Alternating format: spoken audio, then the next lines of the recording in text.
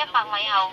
掉頭行駛。梁振英又提到，就任行政長官之後，希望專注本港政務，暫時未有任何掉頭行駛。被問到會唔會爭取成為首個訪台嘅香港特首，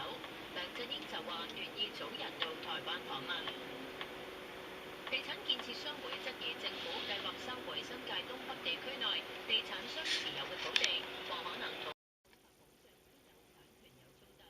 發展局局長陳茂波認為香港有言論自由，又強調計劃諮詢期仍未完結，稍後整理資料嘅時候會一並考慮唔同意見，政府會深入討論。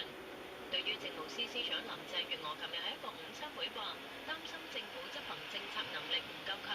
喺廉署同申訴專員公署監督下，官員承受巨大壓力。若果官員